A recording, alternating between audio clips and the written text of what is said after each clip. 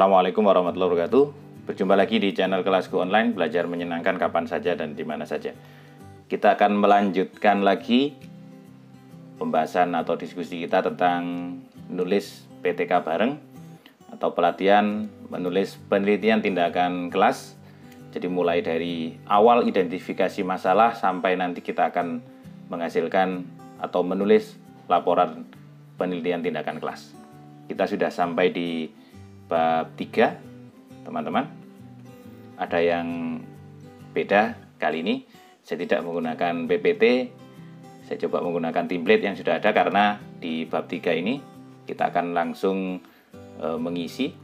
Jadi kita akan langsung mengisi template yang sudah saya berikan. Nanti akan ada sedikit perubahan karena ada yang salah ketik dan ada yang salah penempatan atau ada yang double. Jadi nanti teman-teman bisa mengikuti ini.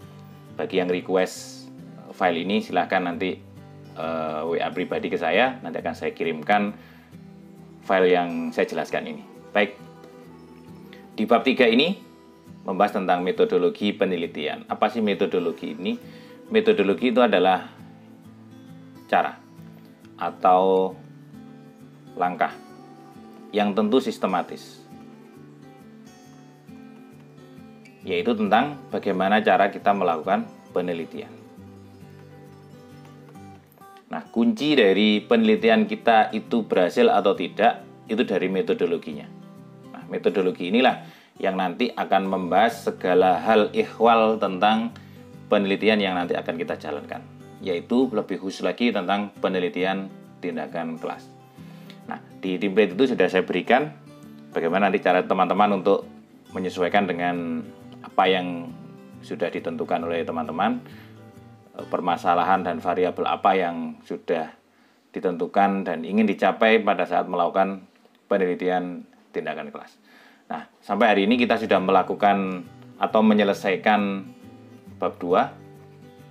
Nah, jadi kita sudah punya tabungan bab 1 dan bab 2. Sekarang kita akan lanjut di bab 3 sebelum kita nanti akan jeda di hari raya. Dan selanjutnya nanti ada satu pertemuan lagi, kita akan membahas tentang instrumen penelitian. Ini adalah alat ukurnya. Tapi saat ini saya tidak membahas tentang instrumen ini. Ya. Jadi instrumen itu adalah alat ukur.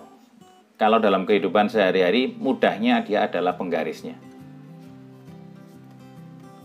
Nah, kalau penggarisnya saja sudah tidak standar misalnya, tidak standar, maka hasil penelitian yang didapatkan juga tidak valid. Tidak valid.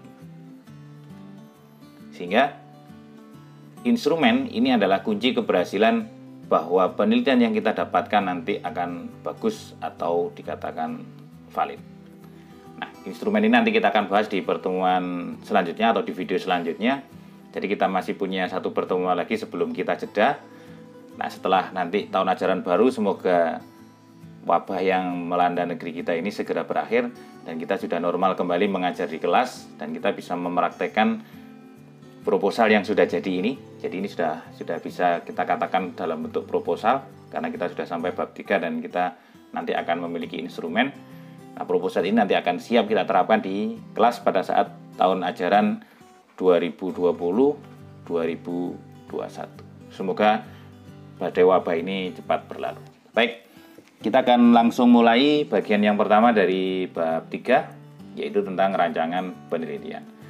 Baik teman-teman, sebelum kita melanjutkan, akan banyak sistematika yang nanti akan teman-teman temui ketika membuat penelitian tindakan kelas. Tetapi intinya adalah semua hal atau bagian-bagian itu semua sudah saya tulis di sini. Kalau ada teman-teman yang ingin melengkapi silahkan, tidak ada masalah. Tapi di pelatihan ini saya mohon untuk memakai template yang sudah saya berikan agar nanti dalam penilaian untuk menentukan kelulusan saya tidak bingung. Nah, yang A ini adalah rancangan penelitian. Rancangan penelitian ini terdiri dari yang pertama adalah tempat penelitian, di mana sekolah kita mengajar. Jadi kalau penelitian ini kita sebagai guru ya membuat PTK, maka penelitian kita harus kita laksanakan di tempat kita mengajar.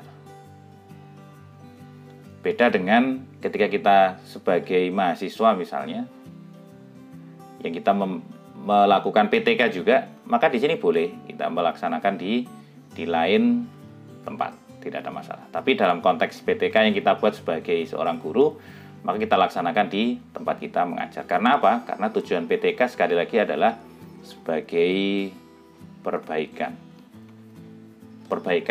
terhadap proses pembelajaran yang sudah kita lakukan. Maka untuk merubah itu kita harus bertempat di tempat kita mengajar. Jadi ini adalah tempat saya mengajar di SMK Negeri 1 Suko Mojokerto. Saya tulis alamatnya juga.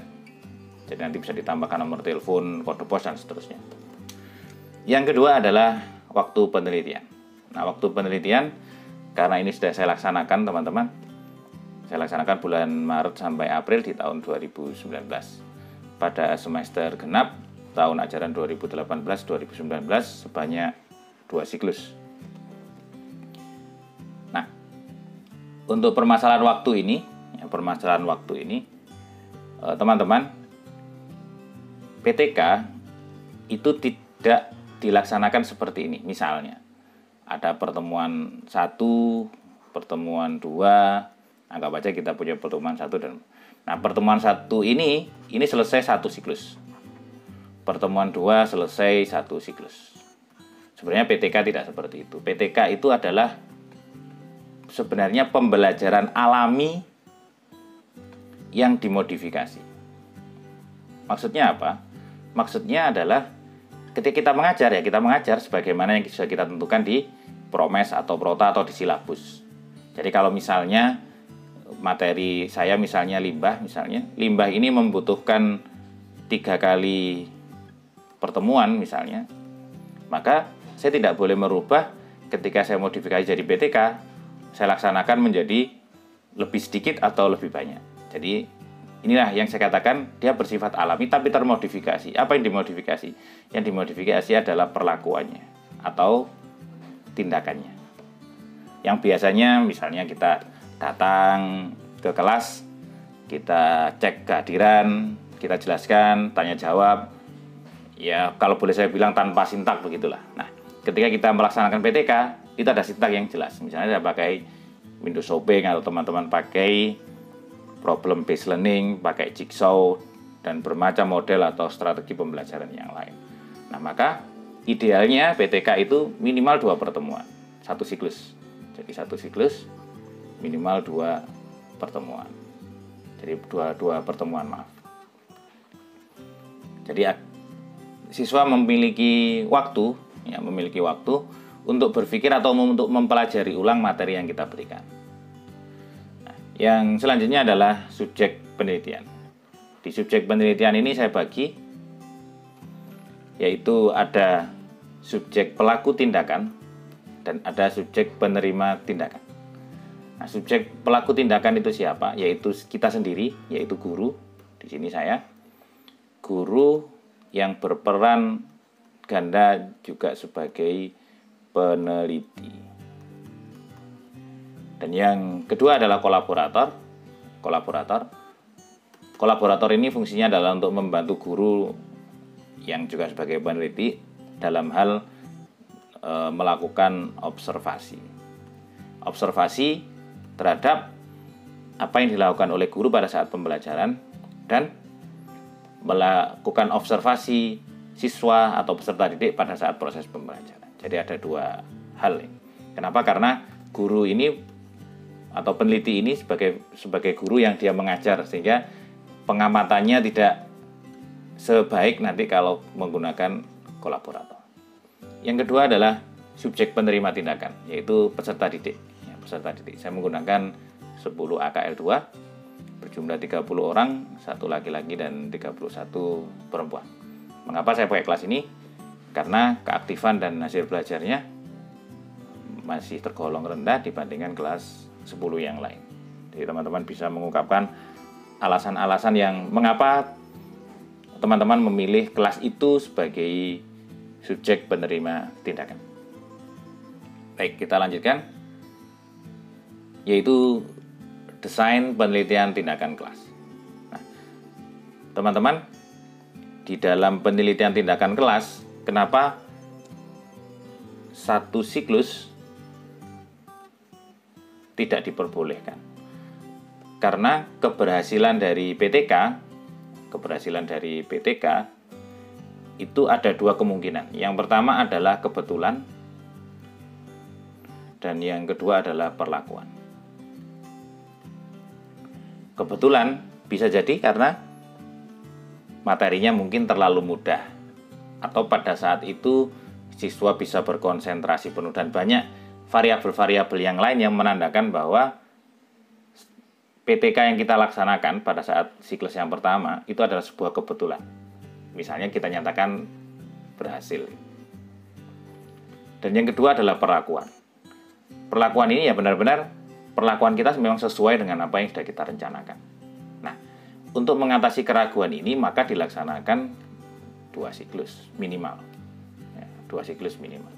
Apakah boleh 3 siklus? Boleh, tidak ada masalah.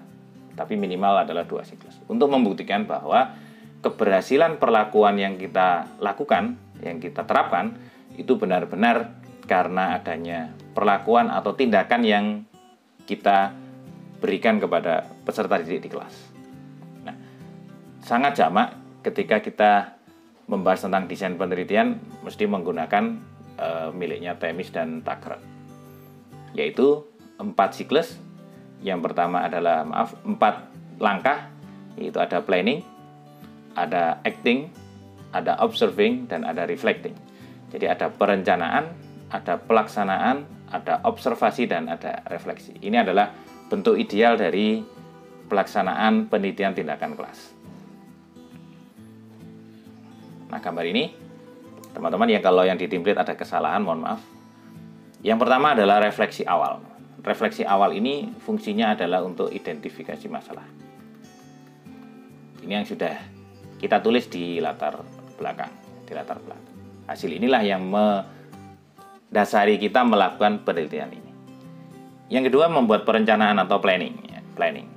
Jadi setelah kita mendapatkan refleksi awal, kita laksanakan perencanaan apa saja yang perlu kita persiapkan untuk mengatasi masalah yang ada di kelas. Perencanaan selanjutnya adalah pelaksanaan. Setelah kita rencanakan, kita laksanakan pelaksanaan perlakuan di kelas kepada siswa yang kita ajar. Nah, selanjutnya setelah dilaksanakan, kita observasi hasilnya. Jadi efek dari pelaksanaan ini apa? Nah, ini kita observasi. Selanjutnya adalah kita refleksi.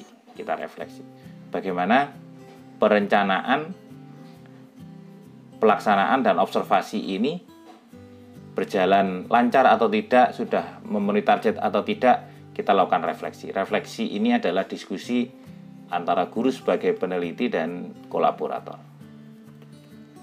Sehingga kita menghasilkan sesuatu yang nanti akan kita jadikan dasar untuk melakukan perencanaan di siklus yang kedua. Sehingga pelaksanaan di siklus yang kedua itu bisa lebih baik daripada yang kita laksanakan di siklus yang pertama. Nah, di sini perlu catatan, yang tidak boleh berubah adalah pembelajarannya atau langkah-langkah pembelajarannya, tidak boleh berubah. Misalnya siklus 1 menggunakan PBL, siklus 2 menggunakan jigsaw. Nah, ini tidak boleh. Karena kita sedang melakukan uji dari strategi, model, atau metode pembelajaran tertentu. Jadi di siklus 1 dan siklus 2 dua-duanya menggunakan PBL, tetapi materinya beda. Materi pelajarannya beda. Kalau sama berarti mengulang. Bisa jadi dalam 1 KD itu materinya beda, bisa. Kalau dalam fisika itu misalnya ada gaya, energi, itu dalam 1 KD biasanya. Nah, dalam 1 KD itu bisa kita pecah. Jadi materinya beda antara siklus 1 dan siklus 2. Nah, di siklus 2 juga sama langkahnya. Ada perencanaan di siklus 2 yang membedakan dengan perencanaan di siklus 1. Perencanaan di siklus 1 ini dasarnya adalah refleksi, sedangkan perencanaan di siklus 2 perencanaan di siklus 1 yang di sini ini dasarnya adalah refleksi awal atau identifikasi masalah, sedangkan perencanaan di siklus 2 itu dasarnya adalah refleksi siklus yang pertama. Di sini juga ada pelaksanaan, ada observasi, dan ada refleksi. Nah, di refleksi yang kedua inilah menentukan apakah lanjut ke siklus yang ketiga atau sudah selesai di siklus yang kedua. Jadi di refleksi yang terakhir. Misalnya indikator keberhasilannya 85% peserta didik sudah mencapai KKM. KKM-nya 75 misalnya. Maka karena sudah memenuhi ini, maka siklus 3 tidak kita laksanakan. Cukup berhenti pada siklus yang kedua. Jadi ini sistem siklus pada penelitian tindakan kelas yang sudah jamak kita lihat di berbagai pelatihan atau di berbagai referensi yang kita baca. Nah, ini adalah keterangannya, keterangan singkat. Ketika kita melaksanakan perencanaan, apa saja yang kita lakukan sebenarnya adalah sudah kita persiapkan, yaitu menyusun perangkat pembelajaran berdasarkan tindakan yang kita ambil. Sintaknya adalah sintak yang perlakuan yang sudah kita tentukan. Yang selanjutnya adalah pelaksanaan, acting. Di sini adalah pelaksanaan dari perangkat yang kita susun. Mudahnya yang ada di rencana pelaksanaan pembelajaran. Ada kegiatan awal, ada inti, dan ada akhir. Sedangkan observasi ini dibantu oleh kolaborator atau observer. Jadi kalau ingin ada dua, lebih hebat, lebih bagus lagi, lebih valid lagi kalau kita menggunakan dua orang. Satunya kolaborator dan satunya adalah observer. Yang selanjutnya adalah refleksi. Refleksi ini adalah diskusi bersama antara guru sebagai peneliti dan kolaborator maupun observer ketika menentukan langkah selanjutnya. Apakah lanjut ke siklus selanjutnya atau perbaikan apa yang ingin dilakukan ketika pelaksanaan tindakan yang sudah berlalu. Di siklus 1 mau ke siklus 2 atau siklus 2 mau ke siklus 3. Nah, prosedur penelitiannya ini kita lebih jabarkan lagi apa yang akan kita lakukan pada saat penelitian yang kita lakukan. Yang pertama ada pra-penelitian. Pra-penelitian ini kalau boleh kita lihat adalah tentang refleksi awal. Jadi ini refleksi awal yang sudah kita cantumkan di latar belakang. Jadi kita tidak perlu membahas ini lagi. Nah, yang selanjutnya adalah penelitian tindakan kelas yang utama, yaitu penelitian tindakan siklus 1. Di sini perencanaan tindakan apa saja yang kita lakukan pada saat kita melakukan penelitian tindakan kelas di kelas pada saat pembelajaran. Yang pertama adalah ini yang saya sebut dengan instrumen perlakuan. Jadi ada dua instrumen yang kita gunakan sebenarnya, adalah instrumen perlakuan dan instrumen pengumpulan data. Nanti kita bahas di bagian instrumen yang ada di bab 3. Nah, yang kita berikan di sini ini adalah seperti silabus, ini adalah instrumen perlakuan. Tetapi kita tidak menulis di instrumen pengumpulan data. Jadi karena kita anggap bahwa silabus, program semester, RPP itu adalah hal yang wajib.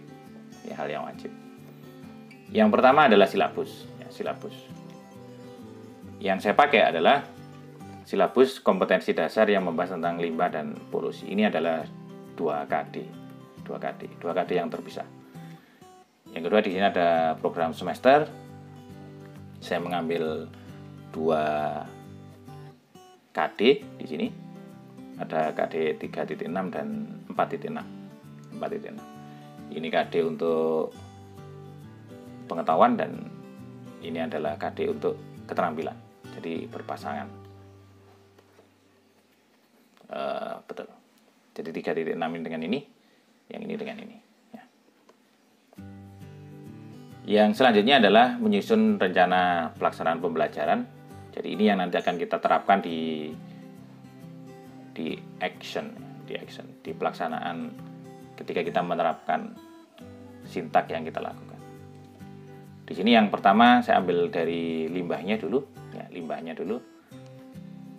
tentang analisis dan melakukan penanganan limbah di sekitar. Bahan ajarnya saya menggunakan buku saya sendiri. Jadi ini buku yang saya buat di buku IPA SMK. Terus di sini ada LKPD. atau kita sebut dengan LKS itu ya, LKS. Perlu teman-teman ketahui bahwa LKS itu adalah ada yang hands on, ada yang main on. Hands on ini artinya kita menggunakan alat untuk melakukan praktikum. Sedangkan main on tidak menggunakan alat, artinya kita sekedar mengisi saja. Bisa dengan browsing, bisa dengan buka buku. Nah, itu adalah LKPD atau LKS. Nah, yang saya gunakan di sini adalah LKPD yang main on. Ya, yang main on. Yang tidak menggunakan praktikum di lab. Ya, tidak menggunakan praktikum di lab. Itu di sini tentang konsep limbah dan penanganannya melalui pembelajaran window shopping berbantuan poster. Media alat yang saya pakai untuk membuat poster itu ada spidol, ada kertas manila putih, dan ada perekat atau isolasi. Bagaimana dengan pelaksanaan tindakan?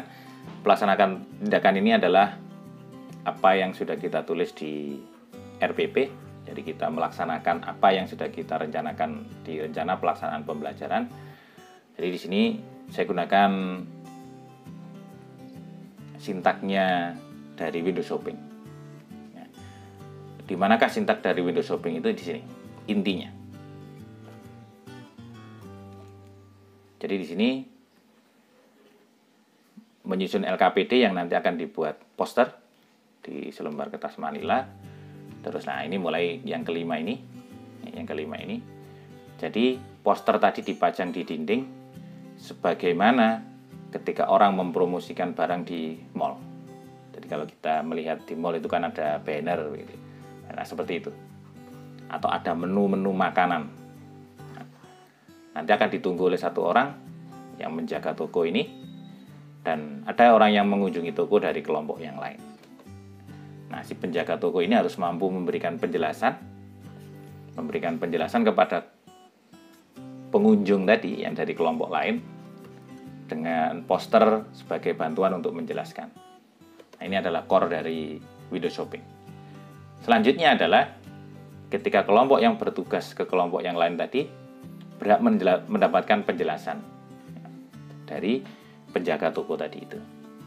Setelah semuanya selesai, maka anggota ini akan balik ke kelompok asalnya. Dia akan bertukar informasi dengan teman yang bertugas sebagai penjaga toko. Kenapa? Karena penjaga toko hanya tahu materinya dari kelompoknya sendiri, tapi tidak tahu dari materi yang kelompok yang lain. Nah, ini adalah pelaksanaan dari penelitian. Yang selanjutnya adalah observasi. Jadi observasi ini dilakukan secara bersama-sama sebenarnya, tetapi peran dari kolaborator lebih besar daripada peran peneliti atau peran guru yang melaksanakan pembelajaran.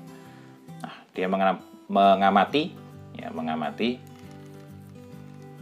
menggunakan instrumen yang sudah dibuat, instrumen pengamatan. Apa yang diamati yaitu tentang keaktifan, karena di sini saya menilai keaktifan dan hasil belajar. Selanjutnya adalah refleksi. Refleksi ini difokuskan kepada 3 hal. Yang pertama adalah kualitas proses pembelajaran yang dilakukan oleh peneliti atau guru. Yang kedua adalah pengamatan terhadap keaktifan belajar peserta didik, dan yang ketiga adalah hasil belajar. Dari 2 ini adalah variabel penelitian yang ingin kita capai, sedangkan ini adalah proses pembelajarannya. Jadi proses pembelajarannya itu difokuskan untuk melakukan refleksi. Pelaksanaan siklus yang kedua dengan cara yang sama juga, tetapi di sini perencanaan tindakan dasarnya adalah refleksi 1. Dari refleksi 1. Apa saja yang menjadi kelemahan pada saat pelaksanaan di siklus 1 itu nanti akan diperbaiki di siklus yang kedua. Itu adalah fungsi dari siklus yang kedua. Yaitu tentang polusi di sini. Bahan ajarnya sama, saya menggunakan buku saya sendiri, di LKPD-nya juga sama, menggunakan LKPD yang minus on. Jadi yang minus on tentu dengan materi yang berbeda, yaitu tentang polusi. Media dan alatnya sama. Pelaksanaan tindakan tetap menggunakan window shopping berbantuan poster, sama. Sintaknya juga sama. Jadi di sini tidak ada perubahan. Oke, saya lanjut saja. Nah, di sini di refleksi yang kedua ini yang nanti akan menentukan apakah siklus 3 berlanjut ke siklus 3 atau cukup pada sampai siklus yang kedua. Jadi keputusannya itu ada di pertemuan di refleksi. Teknik pengumpulan data yang pertama adalah observasi, tes, dan studi dokumentasi. Apa saja yang dilakukan ketika observasi? Yaitu melaksanakan penilaian atau pengamatan pelaksanaan proses pembelajaran di kelas. Jadi adalah peran kolaborator yang besar. Menggunakan checklist atau centang pada instrumen yang sudah dibuat bersama. Terus yang kedua adalah mengobservasi keaktifan. Ini adalah variabel keaktifan yang saya teliti. Yang selanjutnya adalah untuk melihat hasil belajar siswa menggunakan tes. Ini untuk melihat ketuntasan dari hasil belajar.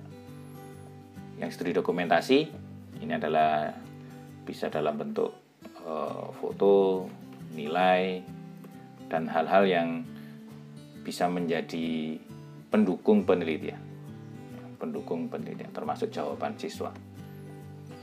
Nah, instrumen apa yang kita gunakan? Nah, ini yang tadi di awal sudah saya jelaskan bahwa di sini ada dua, ada instrumen perlakuan dan ada instrumen pengumpulan data.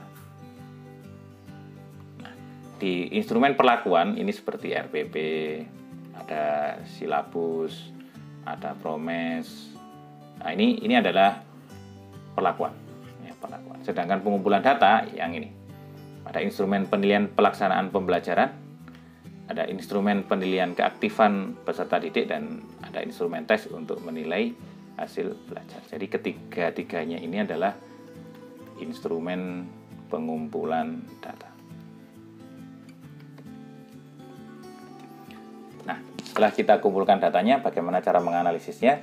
Jadi di sini saya jelaskan bagaimana langkah-langkah yang sangat sederhana ketika kita menganalisis data hasil penelitian tindakan kelas. Jadi perlu saya ingatkan ketika analisis data ini, teman-teman tidak perlu menggunakan SPSS, menggunakan UJT, atau menggunakan ANAVA, atau analisis-analisis yang lain. Tidak perlu, teman-teman. Kita cukup menggunakan persentase, cukup menggunakan rata-rata. Jadi peningkatannya kita cukup lihat di rata-rata dan persentase. Yang pertama adalah pengumpulan data. Pengumpulan data di sini seperti yang saya jelaskan di awal juga, yaitu proses pelaksanaan pembelajaran, observasi, dan hasil belajar. Nah, kedua hal ini tergantung pada variabel yang teman-teman ingin teliti. Di sini ada reduksi data. Jadi kalau ada data-data yang tidak relevan silakan dibuang saja. Tapi di sini perlu selektif, teman-teman ya, perlu selektif. Jangan-jangan nanti data penting kita buang. Yang selanjutnya adalah pemaparan data. Ini yang langkah yang penting. Untuk penilaian pelaksanaan pembelajaran, di sini ada tabulasi. Jadi dibuat tabel, terus menghitung rata-rata dan persentase. Jadi nanti akan ada indikator-indikator yang dibuat, misalnya. Terus kita analisis dan kita interpretasikan data tadi. Misalnya pelaksanaan pembelajaran di pendahuluan, di inti, dan di penutup. Ini bagian-bagian mana yang perlu diperbaiki. Di bagian inti misalnya guru menjelaskan kurang jelas misalnya. Nah, di sini nanti perlu diperbaiki. Kita menginterpretasikan data. Yang kedua adalah bagaimana kita memaparkan data berupa hasil observasi. Sama, kita akan tabulasi, menghitung rata-rata dan presentasi data kelompok belajar. Terus menggunakan histogram. Jadi kita pakai grafik, ya, grafik karena biar mudah dibaca. Jadi tabulasi dan grafik ini pemaparan data yang akan mudah dibaca oleh orang yang berkepentingan dengan penelitian kita.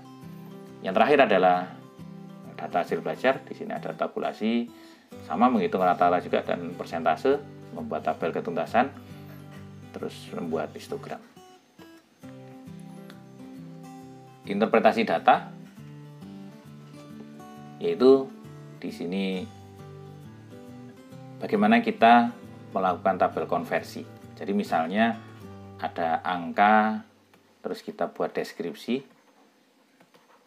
atau dari deskripsi menjadi angka. Nah, ini tentang interpretasi data. Jadi data yang kita hasilkan itu sebenarnya ada dua. Ada data kualitatif dan ada kuantitatif. Data kualitatif, data yang berupa deskripsi, jadi cerita.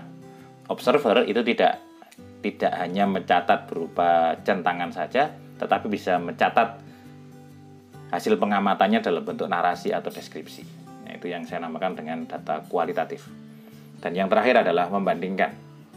Jadi kalau di atas ini kita memaparkan siklus 1 dan 2, maka di sini kita membandingkan. Membandingkan analisis data setiap siklus berupa matriks, berupa tabel atau deskripsi. Nah, rangkuman inilah yang nanti akan menggambarkan secara jelas pada saat kita akan melaksanakan pembahasan. Dan yang terakhir kita buat indikator keberhasilan penelitian kita. Jadi sejauh mana penelitian itu terukur dinyatakan berhasil atau tidak. Di sini minimal baik untuk kualitas pembelajarannya, indikator keaktifannya juga baik. Dan yang selanjutnya adalah untuk hasil belajarnya klasikal 80%, KKM-nya yang dapat 70. Jadi 80% dari jumlah siswanya mendapatkan nilai 70 sudah dinyatakan tuntas. Yang selanjutnya ini adalah pelengkap di kolaborasi. Jadi kita sebutkan nama, jabatannya apa, dan fungsinya sebagai apa. Ini saya berkolaborasi dengan teman saya, mengajar IPA juga. Kalau bisa dengan teman yang semapel, kalau tidak bisa boleh dengan teman yang tidak semapel, tidak ada masalah. Nah, ini adalah rancangan penelitian semacam jadwal. Ini boleh ditaruh di lampiran, tidak ada masalah. Atau ditaruh di bagian akhir dari bab 3. Jadi ini teman-teman yang bisa sampaikan di bab 3. Nanti teman-teman bisa melengkapi itu sambil menginventarisir instrumen apa saja yang diperlukan. Ya, instrumen apa saja yang diperlukan. Sehingga teman-teman bisa mempersiapkan diri sesuai dengan variabel yang teman-teman teliti. Apakah hasil belajar, apakah motivasi, atau keaktifan, dan sebagainya. Sehingga teman-teman punya gambaran bagaimana nanti ketika materi selanjutnya tentang instrumen, teman-teman sudah tidak bingung lagi. Intinya saya bisa sampaikan, jangan lupa like jika suka dan di-share ke teman-temannya. Jangan lupa komen bila masih ada kesulitan dalam menyusun bab 3. Jangan lupa mengisi daftar hadir seperti yang tampak di layar. Jangan sampai keliru di kelas reguler dan kelas kerjasama. Itu saja yang bisa saya sampaikan. Kita akan ketemu lagi di bagian terakhir pembuatan proposal ini. Ya, jadi pembuatan proposal, kalau kita sudah membahas instrumen dan selesai, maka kita sudah punya proposal penelitian yang siap kita pakai untuk pengambilan data. Terima kasih. Assalamualaikum warahmatullahi wabarakatuh.